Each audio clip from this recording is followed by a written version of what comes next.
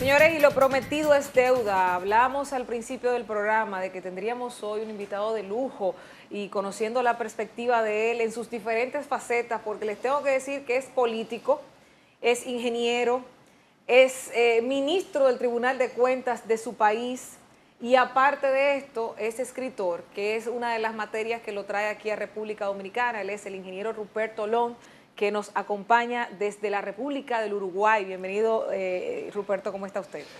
Muy bien, un gusto de estar aquí, placer de estar en este programa tan prestigioso. Gracias, a nosotros nos honra bastante y agradecemos a la empresa Librería Cuesta, al señor Hans Kuhn, que ha facilitado todo esto, a Enver López y al equipo que hizo posible que usted estuviera sentado con nosotros aquí hoy para hablarnos de una niña que miraba los trenes pasar. ¿Y qué pasó con esa niña llamada Charlotte, que es la obra que vino a presentar a República Dominicana, su primera visita aquí en el país? Sí, estoy todavía en mis primeras horas acá en este país, que es un placer estar con la gente además tan simpática y tan cálida, y además un país cuyo nombre ha ido cada vez sonando más en el mundo, lo cual mucho me alegro.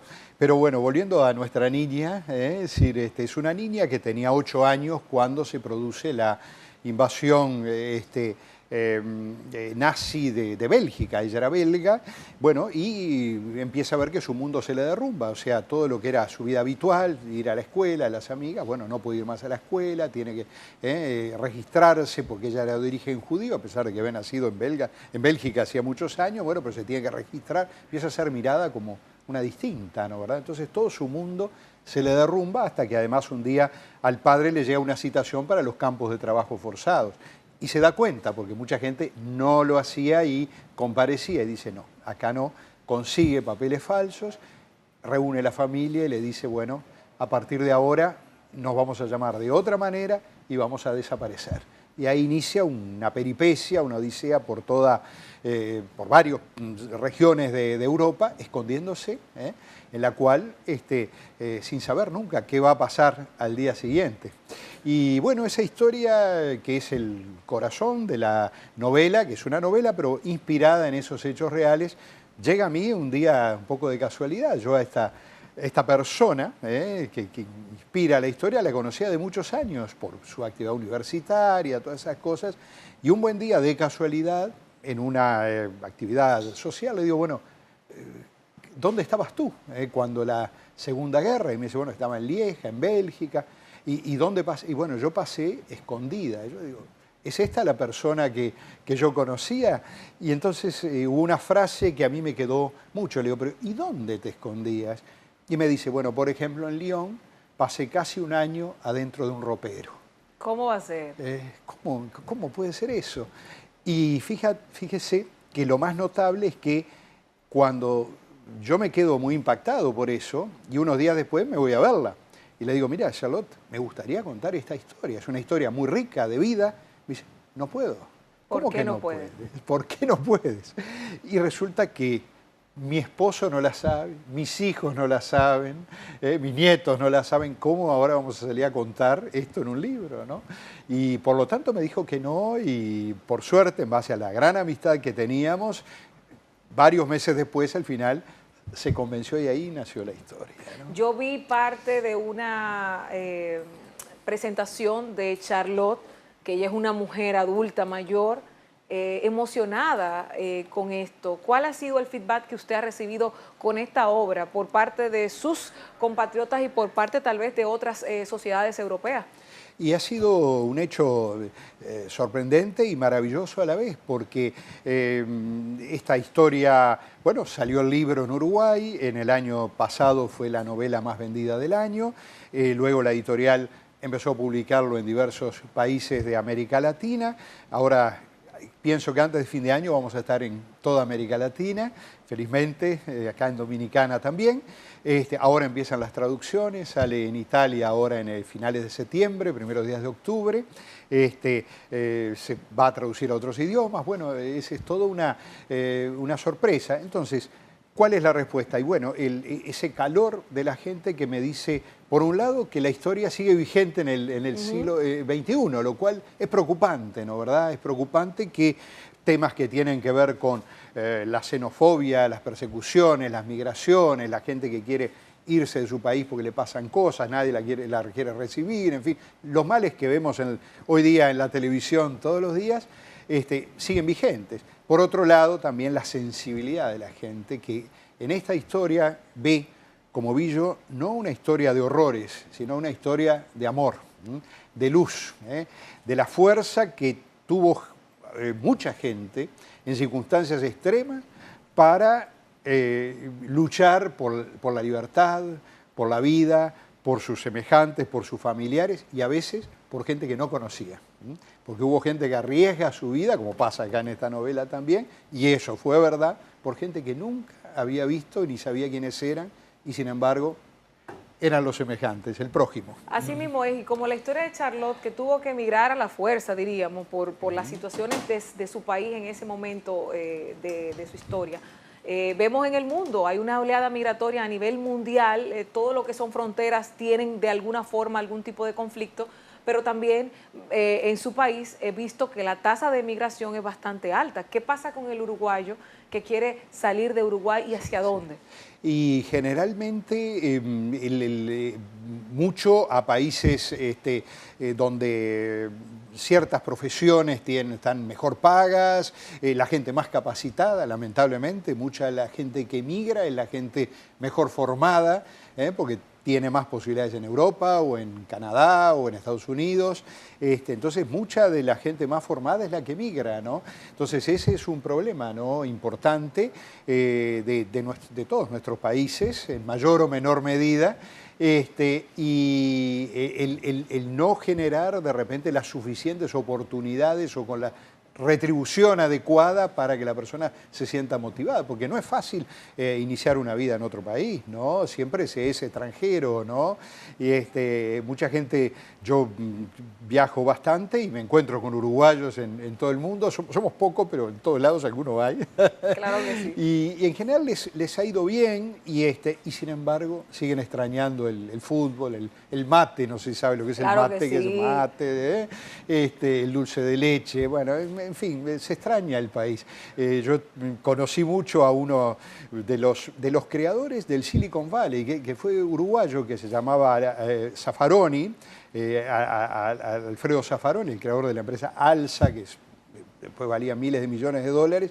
Me lo encuentro una vez en Palo Alto con él, fui a charlar y me dice, yo sigo extrañando, ¿no? Sí, me quiero volver. Bueno, nunca se pudo volver. Pero se queda. Se quedó, falleció allá incluso. O sea, es complicado este tema de las migraciones. Y ni que hablar el que ya emigra en condiciones mínimas, ¿no? Simplemente para tener un trabajo, para sobrevivir, ¿no? Peor todavía, está realmente contra su voluntad, ¿no? De modo que ese tema es un tema muy del siglo XXI y como lo era del siglo XX, ¿no? Así mismo es. Y hay temas que son como de un siglo anterior, pero siguen calando en la mente y la posición de la sociedad. Y ese tema, por ejemplo, aquí en República Dominicana hay más de 3 periodos presidenciales que se está discutiendo el tema del Código Penal. Y ahora, en la pasada legislatura que terminó hace una semana, se cayó el código. O sea, el código es de la época de Napoleón Bonaparte, el de la República Dominicana, y se cae por un solo tema. Un tema que Uruguay, al parecer, ya superó, y es el tema del aborto. Que usted como senador, porque estuvo también en el Senado, estuvo discutiendo ese tema, ¿qué opinión le merece este tipo de controversia? Así que, por ejemplo, un código penal se caiga por un tema que tal vez no es inherente a toda la sociedad. Sí, es un tema de difícil resolución, ¿no? Es decir, Uruguay tenía legislada la posibilidad del aborto desde hacía décadas, desde el comienzo del siglo XX, en ciertas circunstancias, como ser, por ejemplo, caso de violación, el caso de un riesgo para la madre, el caso de que la persona que fuera a nacer tuviera dificultades realmente extremas para sobrevivir, y aún por condiciones extremas de tipo económico. O sea que Uruguay tenía una legislación ya amplia en esa materia. Sí estaba penalizado el aborto por la simple voluntad de la madre, en definitiva, que es lo que ahora se liberalizó. Yo no estuve de acuerdo con esa medida porque creo que el tema central es tratar de que haya menor cantidad de abortos porque no se generen las circunstancias, ¿no? ¿Verdad? O sea, no es una solución, ni en un sentido ni en otro, ¿no? ¿Verdad? Es decir, el hecho de que haya una persona que desea abortar después de haber engendrado una vida es un problema, ¿no? Es un problema para la persona que lo va a tener, que no lo quiere o no lo puede tener por la razón que sea. Por eso aclaraba que las circunstancias extremas ya estaban previstas. Y bueno, y ahora eso, bueno, está caminando, digamos, está funcionando ya desde hace unos años. El aborto está legalizado, tiene esa ventaja, eso es un argumento a favor, o sea, el aborto ya no se hace en una clínica clandestina, se hace en un hospital con ciertas garantías para la persona y para pero por otro lado queda la parte de decir, bueno, ¿cómo puede ser que no podamos hoy día en este mundo evitar el problema? O sea, que el que quiera tener un hijo lo tenga, el que no quiera tener no lo tenga, pero tenerlo y después no dejarlo vivir, evidentemente no es la mejor solución. O sea, digamos, como toda ley tiene sus pros y sus contras, ¿no? El tema está funcionando de esa forma en este momento. No creo que se cambie, yo creo que se va a mantener de esa misma forma. ¿Lo ha aceptado bien la población? La Iglesia Católica y otras no han reclamado, como aquí en República Dominicana, por ejemplo. No, la Iglesia Católica estaba en contra y también muchas organizaciones del tipo pro vida o a favor de la vida estaban en contra. La votación original salió por un voto de diferencia. El presidente de la República, que es el actual presidente, la vetó, la ley, de modo que la ley no entró en vigencia por muchísimo tiempo, casi por varios años, y finalmente se volvió a votar y no fue vetada y al final allí salió. O sea, salió en una situación 50-50, ¿no? Pero bueno, Uruguay se caracteriza por ser un país bastante tolerante, o sea, una vez que la votación, y bastante democrático dentro de lo posible, o sea, una vez que fue legislado el tema y aprobado, bueno, el tema está allí y eso debe ser respetado. Aún los que, como en mi caso, votamos en contra, no pensamos que eso haya que volverlo a revisar ahora, por lo menos por unos cuantos años, hasta que no se vean las consecuencias de esta política, ¿no? Así mismo es, y hablando del respetar las decisiones, veo que el canciller uruguayo, Nin Noboa, es Nin Noboa, ¿verdad? Sí, Rodolfo Nin Noboa. Exactamente, Rodolfo Nin Noboa estaba un poco tímido ante las asambleas que tenían que vetar o dar el favor en relación a la Asamblea Nacional Constituyente de Venezuela.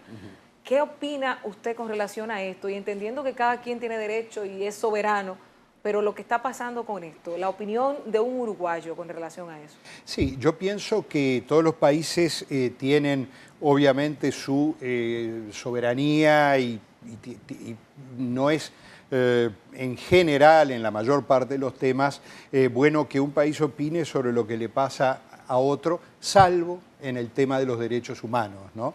Nosotros vivimos una dictadura en Uruguay de 11 años, en la cual uno de los países más solidarios con Uruguay fue Venezuela. Y de los pocos países que en aquel momento en América del Sur no tenían un gobierno de dictadura, ¿no, verdad? Entonces, yo creo que Uruguay debió ser más enérgico en la defensa de los derechos humanos en Venezuela y por ende de tratar de que no sucedan las cosas que están pasando hoy día. Entonces esa es mi opinión, en este caso sí es una opinión muy mayoritaria y eso ha llevado a que finalmente el gobierno sí tome algunas medidas como la del Mercosur, que es la suspensión de Venezuela en estos momentos, del Mercosur, y por esas razones, por razones de valores democráticos y valores vinculados a los derechos humanos, que esos sí son valores universales, ¿no? Algo también tiene que ver con lo del libro, es decir, estas cosas, digamos, cuando pasan problemas que tienen que ver con los derechos humanos, son problemas de todos, como lo decía Martin Luther King, claro, muy bien, y todos, ya no son problemas que le pasan a otros, nos pasan a todos, tienen que ver con la raza humana, con los humanos, ¿no? Que no debemos perder esa condición. Entonces, cuando uno ve que hay enfrentamientos muy duros, que hay muertos y todo eso, bueno, hay que mirarlos con mucho cuidado y yo pienso que Uruguay ahora sí ha tomado algunos pronunciamientos claros, en fin, después de un cierto periodo en el cual estaba como, todo como nublado. un poco dudoso, digamos, en su posición. Así mismo es, y lo que no estuvo dudoso y se convirtió en un hito en América Latina es que uno de los países más pequeños y tal vez con, qué sé yo, no tan imponente con el tema, haya sido el primero en legalizar la marihuana. Y yo me acuerdo que cuando eso se dio el 19 de julio, a los pocos días yo daba la información aquí, decía, se acabaron todas las raciones de los 5 gramos porque las farmacias en Montevideo se quedaron vacías. ¿Qué ha pasado con eso? ¿Cómo ha sido, no el hecho de los 5.000 que se inscribieron para poder utilizarla, sino la reacción que ustedes perciben de lo que ha sido esta medida? Bueno, es una experiencia, eso ha sido planteado siempre de esa forma y yo pienso que hay cosas que están funcionando, por ejemplo, lo que se llama el autocultivo, es decir, que una persona pueda cultivar para consumo propio, o clubes de consumidores que cultivan para consumo propio, eso está funcionando. Luego lo que sí está con problemas importantes es lo de la venta al público, porque por un lado que del lugar que se eligió para las ventas, que son las farmacias, de las 1.200 farmacias que tiene Uruguay, solo 16 lo venden, alguna de ellas ya está dando un poco de marcha atrás en el tema, y lo que se pone a la venta, como es a través del Estado, son cantidades muy pequeñas que se acaban enseguida, de modo que la mayor parte del tiempo las farmacias están desabastecidas, o sea que no lo veo fácil de que esto vaya a funcionar. No lo veo fácil, las farmacias que están dentro de ese plan están con dificultades porque el dinero que les entra es un dinero de drogas, de consumo de drogas, entonces los bancos les están empezando a cerrar las cuentas también, por disposiciones internacionales, ¿no, verdad? Entonces, no está funcionando esa parte de la historia y yo creo difícil que vaya a funcionar. Eso se da más en el marco de una población que más o menos en un 25% respalda y en unos 2/3 está en contra, ¿no? Imagínese. De modo que más otras consideraciones de otra índole, digo, es decir, hay muchas cosas reguladas en la sociedad, usted no puede ir a comprar un remedio cualquiera, tiene que tener la orden, ¿no, verdad? En este caso no, usted puede ir a comprar una droga, bueno, entonces eso hace que mucha gente esté muy contraria a esto. Como decía, es una experiencia, hoy día yo creo que se está viendo difícil que funcione, ¿no? Está viendo que difícil que funcione. De todas maneras, entra dentro de lo que hablamos hace un rato. Uruguay tiene una gran tolerancia, que tal vez hasta excesiva en algunos de estos casos.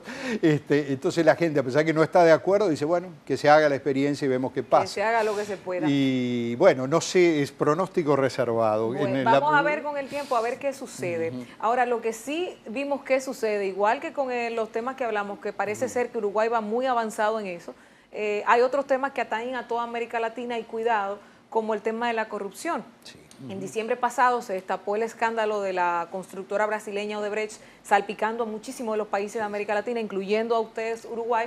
Y aquí, por ejemplo, hubo gente detenida, que no estén ahora tal vez en ese proceso, pero hubo gente detenida. Cuéntenos en Uruguay, ¿cómo impactó este tema de Odebrecht y los sobornos? Lo de Odebrecht todavía el impacto ha sido relativo, porque no están claras, es decir, hay varias causas en la justicia, pero todavía no está determinadas cuáles son los responsables. Sí es verdad que el fenómeno de la corrupción o la de la posible corrupción se ha instalado en Uruguay también. Digo, nosotros hoy día estamos teniendo una circunstancia inédita que es la posibilidad de que el vicepresidente de la República renuncie, ¿no? Tiene varias causas en su contra que están en la justicia, no hay fallo, no hay, pero a su vez dentro de su propio partido hay un comité que ha estado estudiando su caso y aparentemente el fallo es adverso, de modo que se da una situación extrema que nunca habíamos vivido. Creo que no hay precedentes a ese nivel tan alto, ¿no? O sea que eso es algo que preocupa mucho, digo, porque bueno, como usted bien bien dijo, yo estoy en el Tribunal de Cuentas, como ministro del Tribunal de Cuentas, y vemos que la población, felizmente, cada vez es más sensible a estos temas, ¿no, verdad? Entonces, ya no estamos, había un famoso político brasilero que hacía su campaña y decía, roba, mais face, que era, roba, pero hace. Entonces, ¿cómo hace? Hay que permitirle robar. Una vergüenza. Estoy hablando hace 30 años, ¿no? Hoy día es inaceptable. Claro que sí, hoy la sociedad los aniquila. Exactamente. Entonces, yo me alegro de que la sociedad haya reaccionado en todos lados y esté en contra. También, por otro lado, me preocupa ver de que, reitero, en el caso que acabo de mencionar en Uruguay, me abstengo de dar opinión porque es un caso que está para decidirse, no se ha resuelto. Pero quiero decir, ya estos temas están instalados también en nuestro país. De repente en otros países se da con mucha más virulencia, pero no importa, digamos. Yo pienso que en eso no es, yo creo que los temas éticos, los temas morales exigen mucha firmeza. No es que usted pueda decir, bueno, no, pero roba, pero bueno, hace. No, creo que exige una gran, una actitud muy estricta y bueno, yo confío que tomemos por ese camino, ¿no? Usted sabe que cuando nosotros aquí en República Dominicana decimos Uruguay, es algo como el significado y el significante, y nos vamos a un señor que se llama Pepe Mujica. Es un referente aquí. De hecho, cuando estuvo en Librería Cuesta, creo que el escenario le quedó pequeño porque la gente estaba explotando y en todos los lugares que iba era bastante apoteósico. Esa figura de Pepe Mujica, ¿cómo es valorada allá en Uruguay? Porque los videos que vemos de él en su carrito y haciendo las cosas, la fila para ir al médico y otra, es de verdad impresionante y muy interesante. Bueno, en Uruguay existe una valoración muy dividida también sobre este tema, ¿no? Yo lo conozco bien, fuimos compañeros en el Senado de distintos partidos, pero sí tuve muy cordial relación con él, con su esposa, que también es senadora, de modo que siempre he tenido una buena relación con él. Ahora, una cosa es esa imagen y otra cosa es lo que se requiere de un presidente cuando gobierna, ¿no, verdad? O sea, un presidente tiene que tomar decisiones que sean efectivas, que signifiquen progreso para un país. Y la verdad es que la mayor parte de las decisiones tomadas durante su gobierno, vistas hoy en perspectiva, están más bien mereciendo una visión crítica, incluso de su propio partido, ¿no, verdad? Entonces, no es tan blanco y negro la situación, hay que también relativizarla un poco más. Yo creo que el tema de la austeridad, el tema de llevar una vida sobria, son temas importantes, no hay necesidad de llevarlo a un extremo, digamos, pero creo que son buenos mensajes. Esa parte la veo favorable. Después, en cuanto a las medidas de gobierno, bueno, ahí es otra cosa, porque un gobierno requiere otra forma de manejar las cosas que no alcanza, simplemente con tener una actitud correcta, honesta, que por supuesto es muy importante, pero luego hay que tomar determinadas medidas, decisiones que ayuden a que el país crezca, progrese, en fin, que eso es una situación también compleja y difícil que también hay que hacerla. Así mismo es. Y volviendo a los temas de sus libros, La niña que miraba los trenes partir, No dejaré memorias, y hay Piantao, hay varias obras suyas. Esas todas están aquí, Hans, en Librería Cuesta. Están todas en Librería Cuesta. ¿Alguna recomendación en especial o algo que usted quiera decirle al público dominicano para que se enamoren de esa obra como los amantes de la literatura? Bueno, en el caso en particular de esta, es que es una obra que, si bien este tema de la Segunda Guerra, del Holocausto, ha sido recorrido en general, tiene, me parece a mí, una aproximación un poco singular, ¿no? Es decir, por supuesto en la forma, en el hecho de que son los personajes, que ellos hablan y están contando sus relatos, son 34 personajes que van hablando y se entremezclan y, bueno, de ahí va surgiendo la historia, como también del hecho de que es un libro que tiene mucha luz, que eso es algo que a mí me encantó de la historia de Charlotte, de la historia de un soldado uruguayo que se alista como voluntario y va a pelear a la Legión extranjera, que es verídica esa historia también, se cruza el océano a pelear por la libertad con un idealismo extraordinario. O sea, que no todo es el odio, la crueldad, eso que hemos visto tanto además en las películas, sino también del otro lado, el amor extraordinario que hubo en esos seres humanos para poder soportar esas circunstancias y salir adelante sin saber nunca si la vida no se acababa mañana, y de hecho veían que les pasaba a otras personas y seguían luchando. Eso es una cosa muy notable que nos ayuda, creo, a todos. Uno a veces, a mí me pasaba cuando lo escribía y ahora muchísima gente viene y me dice lo mismo, dice, bueno, y pensar que yo me preocupo por tal cosa o tal otra, y mira las cosas que sucedían. O sea, nos permite ver la vida con otra óptica, con otra luz, y de repente sí centrarnos más en los problemas de fondo que hay en la humanidad, que muchos lamentablemente son un eco de los que se vivían en esas épocas. O sea que creo que el libro a la persona le va a dar la va a ayudar a reflexionar sobre muchas cosas. Me refiero específicamente a este. Usted muy amablemente nombraba otros anteriores. Bueno, ya veremos que los descubran también. Bueno, pues ojalá. vamos a descubrir un poco más de Ruperto Lund, porque de verdad que es interesante su humildad y su carisma, esa frescura con la que usted se maneja. Y nosotros queremos aquí, de parte mía, de parte de Lo que pasa en 7 días, invitarlos a ustedes a que busquen en Librería Cuesta La niña que miraba los trenes partir. Ahí la tienen, de Ruperto Lund, que nosotros tenemos aquí en exclusiva en Lo que pasó en 7 días esta semana, y que esperamos que esta sea la primera y no la última de sus visitas. Absolutamente. Y sobre todo que le den mucho cariño, que le den mucho cariño aquí a toda la gente de nuestro país, que sabemos que es muy cálida. Gracias de verdad, el ministro del Tribunal de Cuentas del Uruguay, escritor, político y un hombre que conjuga varias facetas. Gracias, don Ruperto Lund, y a ustedes, gracias por continuar con nosotros. No se muevan, que seguimos con más de Lo que pasó en 7 días.